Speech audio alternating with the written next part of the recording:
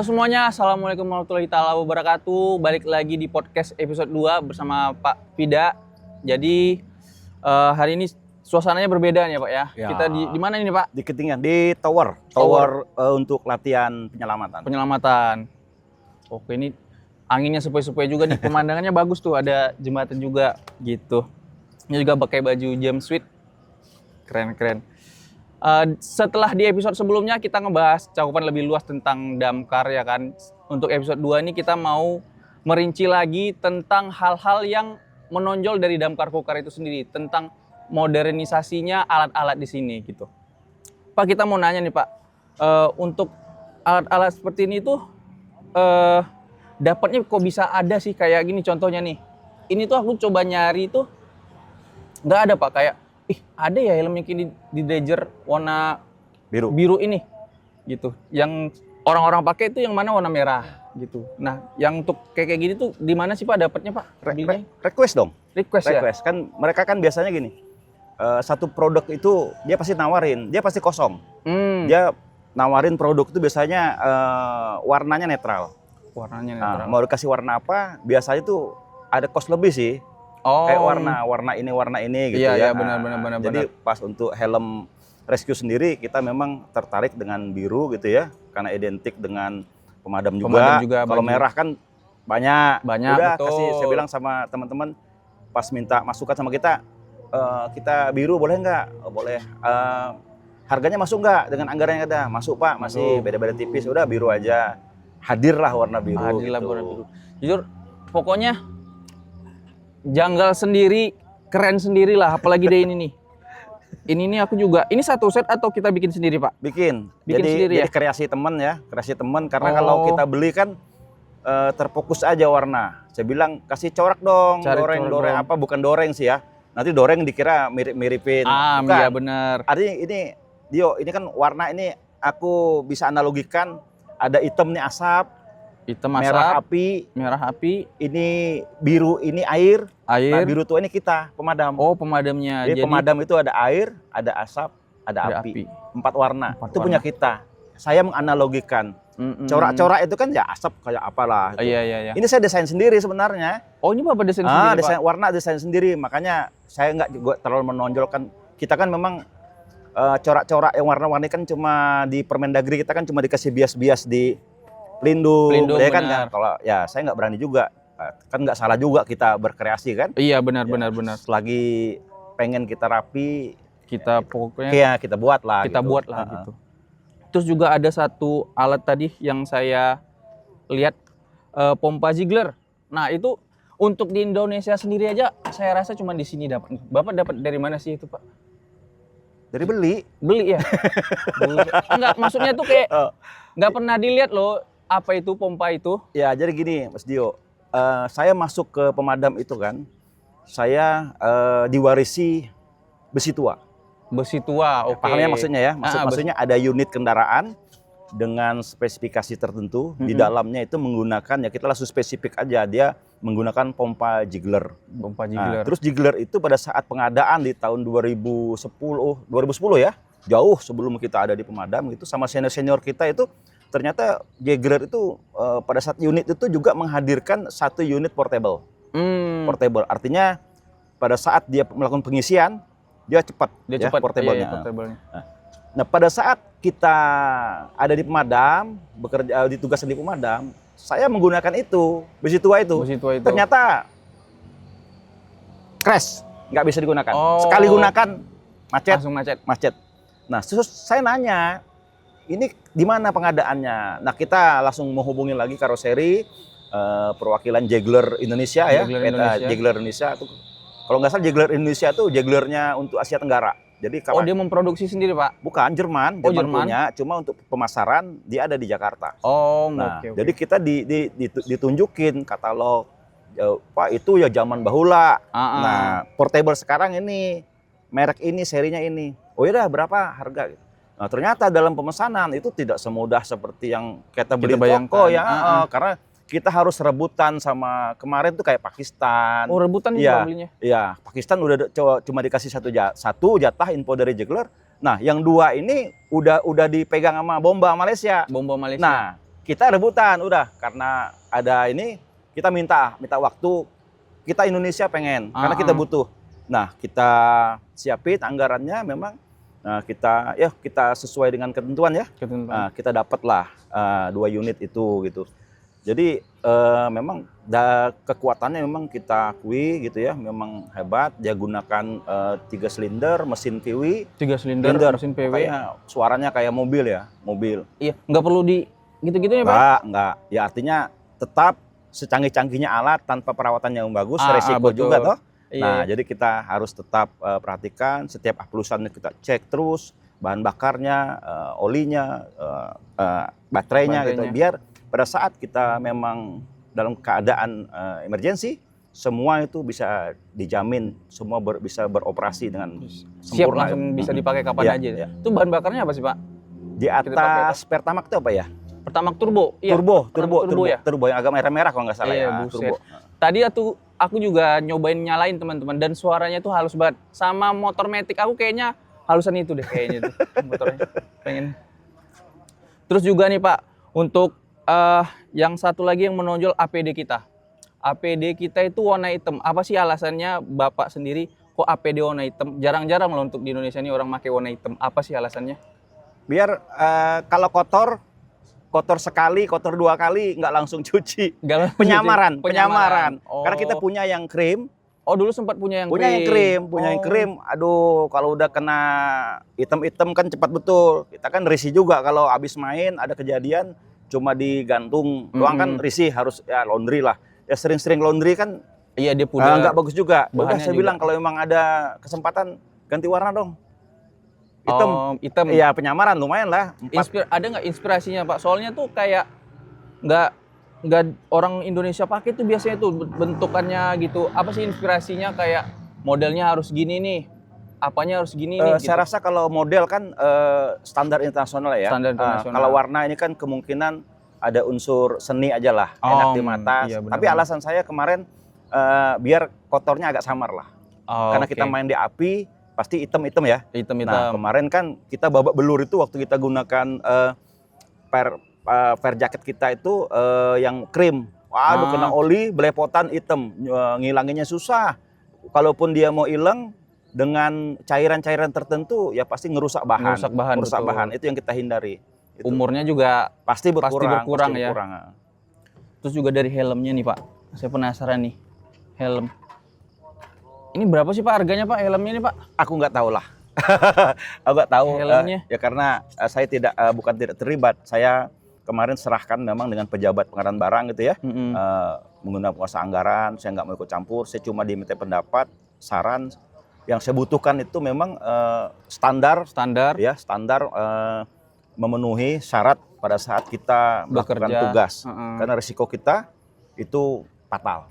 Ya. Dan setelah ini datang, saya mengalami sendiri.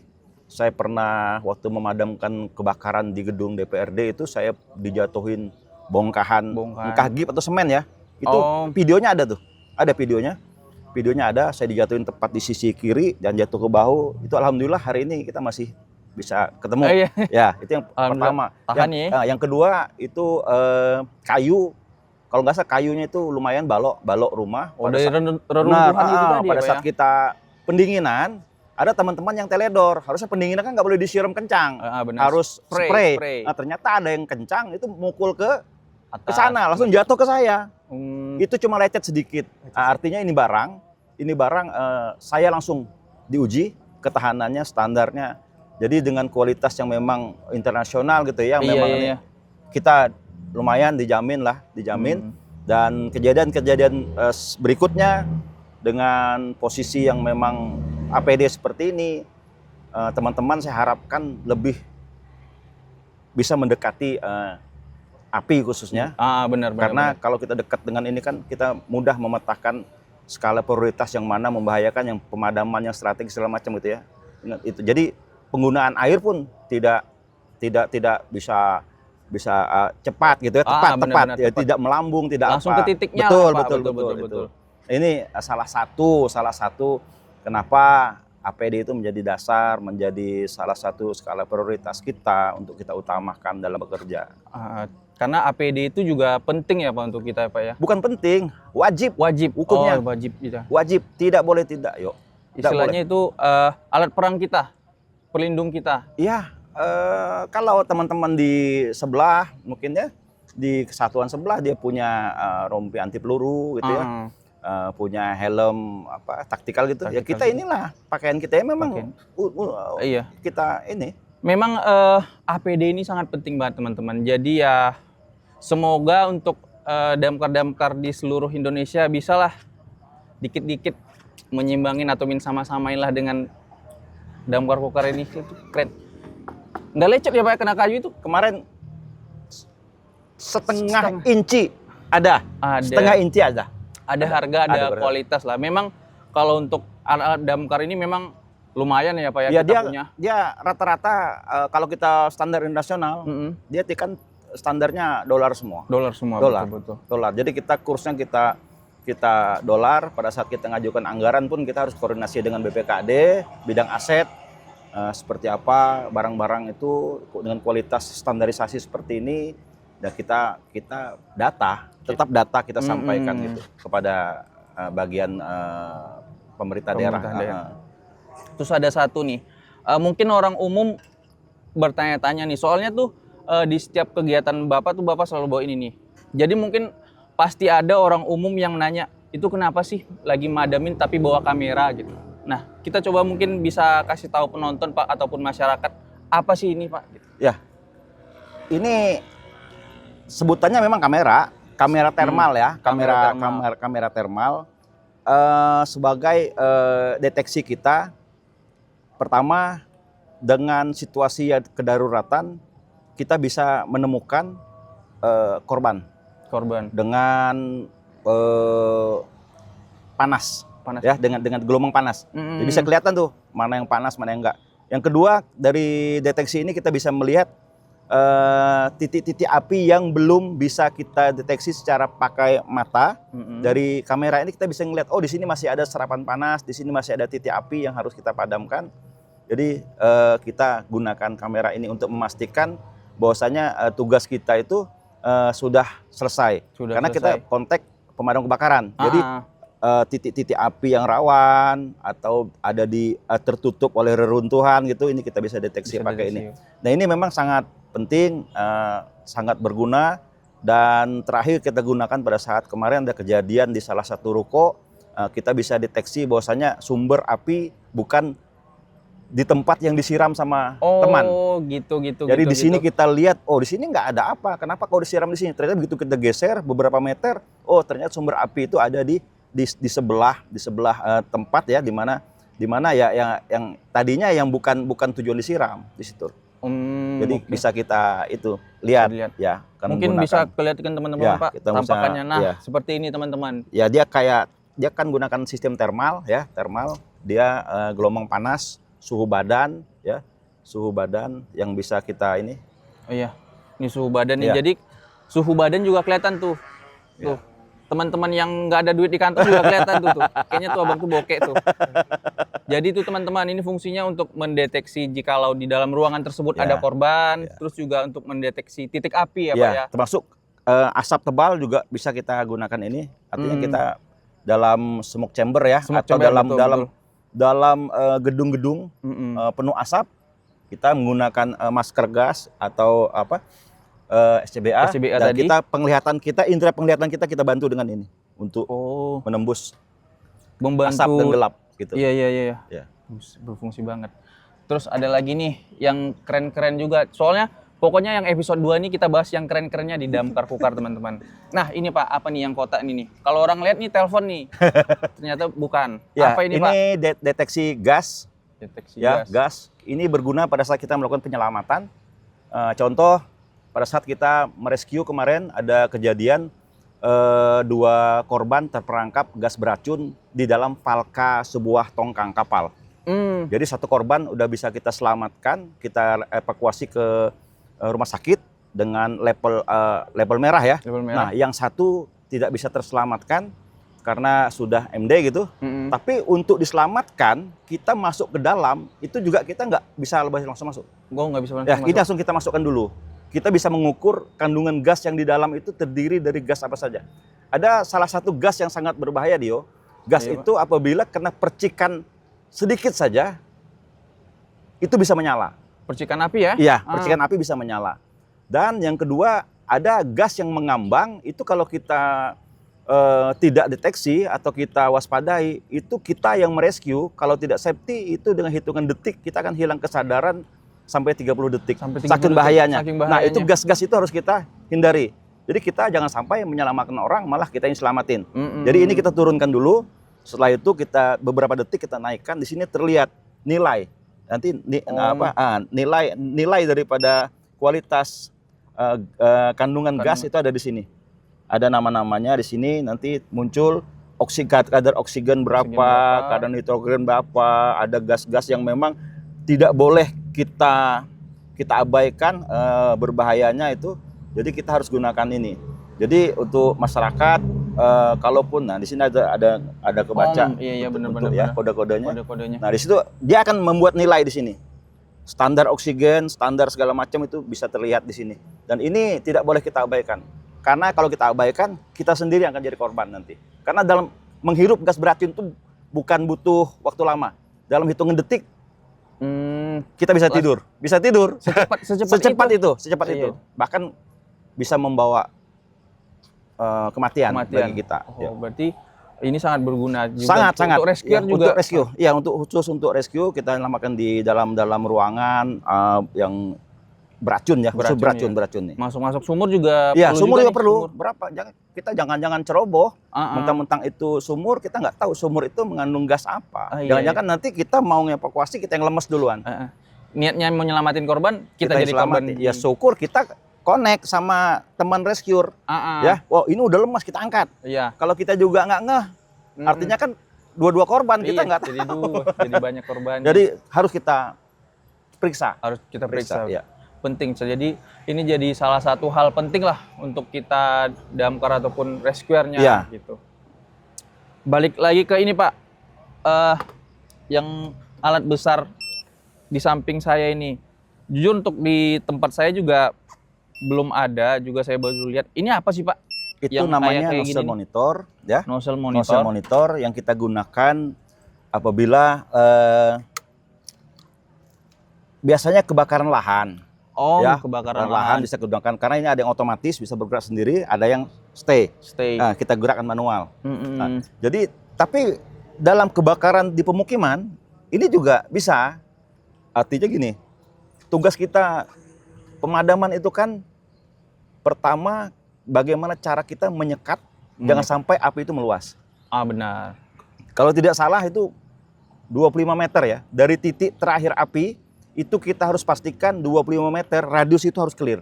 Baru kita kategorikan aman lingkungan itu. Artinya tidak perambatan tidak akan terjadi. Ya, betul. Nah, tapi kalau kebakaran itu sudah meluas, kita terfokus kepada artinya dengan jumlah sarpras yang terbatas, jumlah personil yang terbatas, kita hanya berfokus biasanya udah penyekatan. Kiri, kanan, ke belakang. Ya kan misalnya gitu nih. Jangan sampai meluas. Tetapi kita juga kadang-kadang mengabaikan kobaran api di tengah itu. Nah, kobaran api di tengah itu bisa kita atasi dengan nozzle stand gini, yang monitor ya. Nah, ini tetap memberikan perlawanan terhadap kobaran api tanpa personal. Artinya kita posisikan sebaik mungkin, barnya kita atur, pancarannya kita atur ya, kita atur apakah spray, apakah jet untuk kita arahkan ke kobarannya api. Nah, sementara yang lain berfokus untuk penyekatan. Nah, jadi itu sekaligus ya untuk penyekatan juga, untuk titik api di tengah juga bisa. Kalau ini kita gunakan untuk penyekatan, kita main bergerak taktis juga bisa. Tapi yang ini pastinya ini untuk blocking bagus, mungkin di dalam gang ya. Kan kadang-kadang ya kebakaran itu kan terjadi di salah satu gang. Di gang itu bangunan kiri kanan. Tetap lorong itu kan kita harus masuk. Nah, ini juga bisa kita arahkan ke arah gang. Jadi kita tetap berada di spraynya dia. Spraynya dia. Iya. Jadi kita bisa agak taktis bergerak. Jadi sebenarnya banyak gunanya. Banyak gunanya. Nah, tapi itu tadi kembali kepada apakah sumber-sumber air kita itu memadai? Karena juga tekanan barnya kan nggak bisa di bawah 10. Nggak bisa di bawah 10. Kalau di bawah 10 tuh bisa, cuma nggak maksimal. Nggak maksimal. Lembek lah ya, gitu. Jadi kita memang harus gunakan bar tinggi, jadi kita bisa maksimal spraynya, jetnya untuk bisa nge-backup kita. Gitu. Tadi Bapak nyenggol tentang kebakaran hutan tuh. Berarti untuk intensitas kebakaran hutan di sini lumayan ya Pak ya? Beberapa kurun waktu terakhir sampai hari ini itu sudah menurun. Sudah menurun. Mungkin faktornya banyak ya, karena lahan-lahan pun sudah, hari ini lahan-lahan yang dulu untuk dibuka itu sekarang kan sudah jadi kebun. Iya. Memang faktornya kan dulu ya pembukaan lahan, orang mau berkebun itu. Sekarang harinya kan kebun mereka sudah ada, jadi pembakarannya juga sudah mulai kurang. Ditambah lagi kita musim penghujan ya. Kalau musim penghujan, kalau kita masuk musim hujan, kebakaran lahan kita pastikan zero. Tapi kebakaran pemukiman, nah itu tadi. Dia tidak kena musim kan? Iya, pemukiman itu, pemukiman tidak kena musim, mau hujan, mau salju, mau paceklik, mau apa? Iya, tetap ada kebakaran dia ancamannya. Berarti untuk pompa portable kita ada banyak ya Pak ya untuk standby ya Pak ya? Ya kita di sini ada ya, syukur alhamdulillah. Apa aja tuh Pak? Ya artinya gini, ada juggler ya, juggler tadi 2 unit, yang itu 2 unit. Kalau kita yang Tohatsu itu yang V1500 itu ada 4, ada 5 kalau nggak salah 5 yang yang kecil lagi, portable kecil lagi itu ada 4. Ada 4. Oh ya. Gitu kelihatan tuh. Memang semua itu selama ini kita pergunakan untuk supply. Dari sumber air kita transfer ke mobil-mobil tangki kita. Karena cepat kan? Kita butuh cepat. Kita butuh power besar itu karena butuh cepat pengisian. Jadi untuk mempermudah kita ya, mempersingkat kita pemasukan air gitu ya. Tapi alhamdulillah sampai hari ini dengan 4 unit water tank kita itu kadang-kadang ya nggak habis. Oh, walaupun sepertinya tuh sumber air di Kukar ini lumayan banyak ya Pak ya, sungai-sungai, anak-anak sungai gitu Pak? Ya, ada. Cuma hari ini dengan padatnya penduduk, kita juga dapat kesulitan. Kita menempatkan selang penghisap kita itu juga harus kalau di pemukiman kan rumah-rumah warga. Celah-celah pun sulit kita. Kehalang. Terhalang. Kebanyakan tuh parit-paritnya ditutupin ya Pak? Ya hari ini untuk jalan-jalan utama kita, drainase kita yang dulunya kita langsung tempatkan selang-selang di situ, hari ini udah ditutup karena pelebaran jalan. Itu juga jadi bukan masalah sih ya, jadi tantangan kita. Bagaimana kita menyikapi perkembangan pembangunan kota ini juga harus kita sikapi dengan bijak gitu ya. Saya nggak mau mati konyol, begitu ngelihat sumber-sumber air ditutup, kita langsung waduh mampus kita, nggak. Kita tetap harus mencari pola-pola lain, ya salah satunya itu tadi, dengan menempatkan beberapa unit strategis kita di saat-saat genting, jangan sampai ini menjadi kendala gitu ya, itu juga kita harus selalu kita sikapi lah. Jadi nggak bisa monoton, di pemadam itu nggak bisa monoton, segala kejadian, intensitasnya, tantangannya itu selalu berubah, ya selalu berubah. Kita nggak bisa ini, tapi nggak bisa prediksi medannya, betul. Nggak bisa. Terus juga ini Pak, tadi kita juga membahas tentang balon udara itu. Nah, balon udara itu apa sih Pak? Balon udara yang Bapak masuk tadi itu? Balon penyelamatan ya. Kalau bahasa Indonesia balon penyelamatan, yaitu kalau memang kita di dalam melaksanakan tugas ada kejadian percobaan salah orang gitu ya yang mengancam keselamatan dari ketinggian. Nah, berarti mencoba bunuh diri gitu ya Pak? Salah satunya gitu ya, salah satunya. Nah, kita bisa siagakan itu di bawah, tapi dengan pergerakan cepat. Karena salah langkah ini juga akan mengganggu psikis korban. Begitu ngelihat kita kasak kusuk di bawah, dia akan bereaksi terlebih-lebihan. Cemas. Ya, cemas, betul. Itu juga harus cepat pergerakannya, silent dan cepat. Seperti apa kita menyiapkan itu. Jadi balon itu dengan ukuran kurang lebih 14.8 ya, 14.8 atau 15.8 cukup kali lah ya, cukup. Lebar dengan ketinggian kurang lebih 4 meter. 4 meter. Ketebalan, ada 2 kamar. Itu kita isi dengan angin. Ya, lewat pakai blower. Nah, itu kita uji coba dengan ketinggian di sini 14 meter.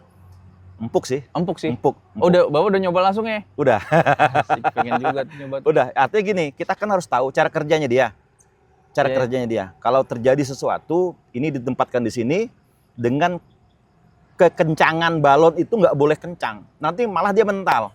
Jadi harus agak ukurannya juga harus kita perhatikan. Jadi kalaupun benda itu jatuh, itu harus tidak mental, tidak juga langsung ke bawah. Jadi dia seperti mengisap gitu ya. Nah, itu juga kita harus pelajari. Nggak bisa kita ada barang, suatu kita nggak, harus kita latihan.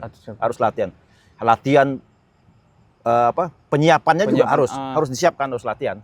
Kalau nggak nyaman lah gitu. Iya, kalau nggak begitu kejadian dia kasak-kusuk. Ini mau apa ini? Apa yang mau dibuka? Apa yang mau di? Iya, kitanya juga harus pandai menggunakan alat ya, Pak. Sering. Makanya tadi kita ini kan kalau nggak ada kejadian latihan. Betul. Latihan. Latihan bukan untuk apa gitu, harus kita permanenkan diri kita. Harus permanen tuh diri Sebenarnya kita. itu untuk damkar itu nggak ada yang jago ya, teman-teman. Jadi adanya damkar yang profesional. Iya, terlatih.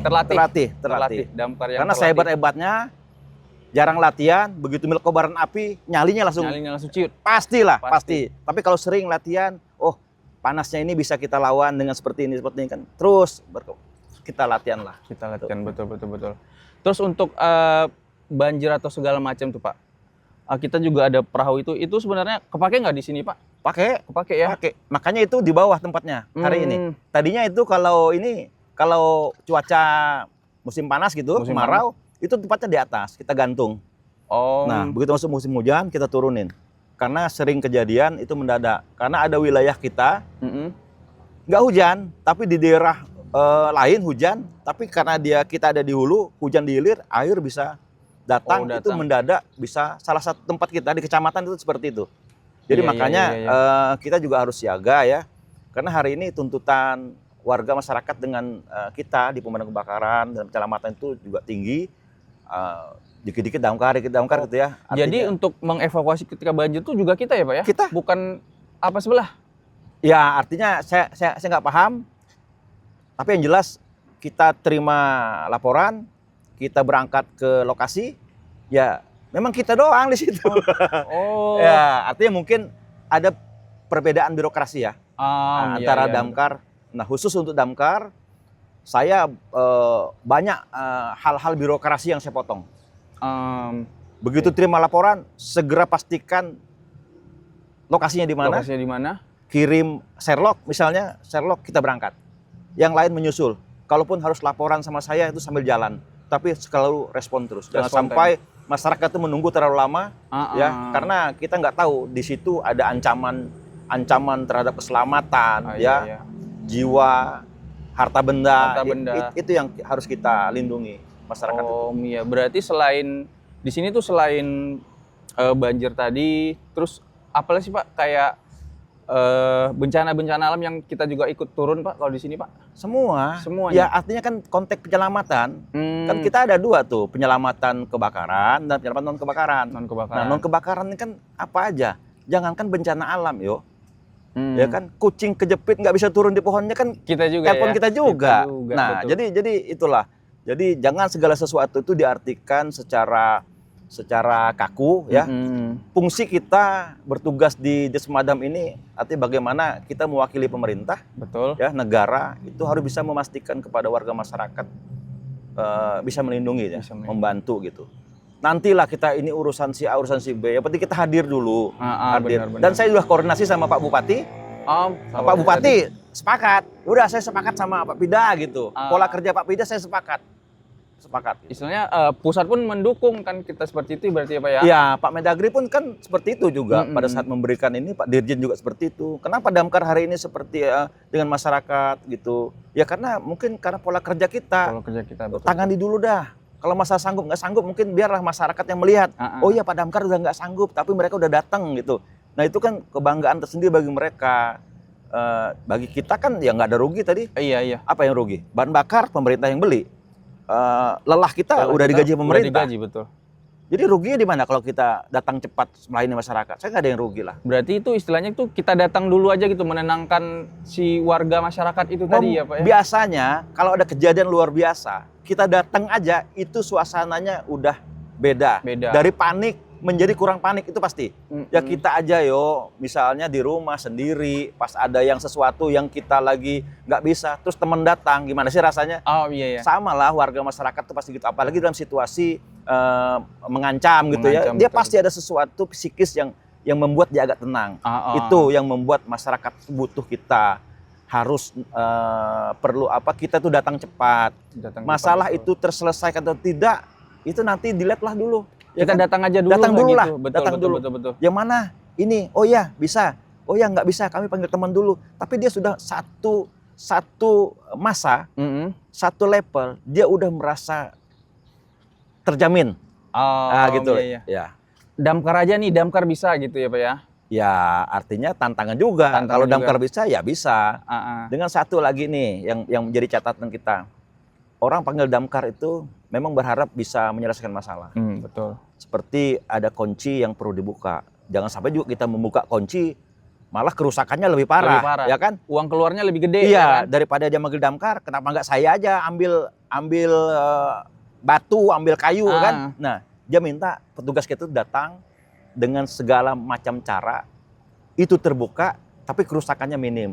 Bukan tidak rusak, kita kan bukan MacGyver nih. Iya, bukan betul. MacGyver, tapi jangan main sembrono. Itu juga kita tekankan dengan anggota. Jangan main pakai apa tuh namanya? Hooligan ya. Teman-teman kita hooligan lalu bak-brok, nggak boleh. Jangan cuma penting kebuka, jangan. Kita harus cari alternatif yang lembut, yang minimal bisa kita kerusakannya. Memang harus rusak, tapi minim. Nah, itu itu juga. Itu jadi tantangan kita di lapangan. Di lapangan betul. Oke, untuk alat-alatnya jujur keren juga nih. Ada nggak sih Pak kayak keinginan harus ada ini yang mau ditambah gitu, entah itu dari segi mobil atau peralatan Pak ke depannya? Saya kemarin udah ngomong sama pimpinan, kita harus punya kren ya. Mungkin mobil kren. Karena laka lantas kan kita juga. Laka lantas kita juga bagian dari kita, tugas kita penyelamatan non kebakaran. Iya. Dan itu memang kita buktikan mobil-mobil terperosok, mobil-mobil masuk jurang, semua manggil kita. Hari ini kita lakukan upaya semaksimal kita ya yang kita mampu. Tapi kalau standarisasi, kita harus mainkan tuh dengan cantik. Seperti teman-teman di Jakarta dan Surabaya. Oh jadi tuh sebelum ada ini kita pakai apa tuh Pak untuk membantu mobil terperosok itu? Pakai winch. Pakai power murni tarikan daripada unit. Harinya kan naik, cuma kerusakannya juga nambah. Tapi itu harus seizin yang punya juga. Nggak apa-apa ditarik aja. Pak ini tambah rusak nggak apa-apa, yang penting naik. Yang penting naik. Oke kita naikin. Tapi kalau yang minta bantu Pak ini perlu parah, kita nggak berani. Kita tunggu swasta atau siapalah nanti dinas perhubungan kayak yang punya itu ya. Mobil keren. Tapi kita harus punya. Karena orang taunya ke damkar. Benar. Kita harus datang. Harus bisa eksekusi, harus. Jangan sampai kita datang tuh nggak bisa. Oke. Tadi mobil keren. Ada lagi nggak sih Pak yang mau di kedepannya? Ya nanti damkar tuh kita ngelihat perkembangan pembangunan. Hari ini kita belum butuh mobil tangga ya. Oh iya, saya lihat juga mobilnya udah keren-keren nih. Mobil tangga kenapa tidak ada gitu? Ya karena bangunan saya nggak ada yang butuh itu. Kalaupun saya beli misalnya, pemerintah daerah mampu beli 2 tahun yang lalu, sampai hari ini juga mungkin belum terpakai. Belum kepakai? Iya, jadi daripada nggak terpakai ya nanti dulu. Nah, tidak untuk kemungkinan perkembangan pembangunan nanti seperti apa, nanti kita tetap usulin. Karena itu juga bagian daripada sarpras wajib kita. Wajib dalam arti kata memang saat diperlukan dalam konteks perkembangan pembangunan. Tapi kalau memang belum butuh juga tidak wajib kita punya. Bisa ditunda lah, bisa ditunda. Iya, jadi ngelihat apa yang kita butuhkan di lapangan juga. Betul. Tidak semua harus kita punya. Kita ngelihat geografis kita ngelihat. Kita beli itu jangan-jangan manuver di jalan kita, status jalan kita masih kecil. Ya kan, anggaplah Brontonya ya, Bronto kita banyak uang, kita beli Bronto. Jangan-jangan udah nggak ada kejadian, nggak dipanasin. Kalau mau dipanasin, mau belok, mau keluar masuk Mako aja 17 kali maju mundur nggak bisa. Kan akhirnya kan nggak, artinya udah nantilah dulu, nanti kalau sudah memang saatnya baru nanti kita usahakan, kita ajuin gitu. Gak usah buat keren-kerenan lah. Nggak usah lah, damkar bukan untuk keren, damkar terbantu orang. Iya benar-benar. Ada lagi nggak Pak? Bronto tidak. Mobil ini mungkin Yang untuk rescue yang mobil gedenya itu Apa tuh mobil truk apa ya istilahnya itu HP Dati iya truk. tuh.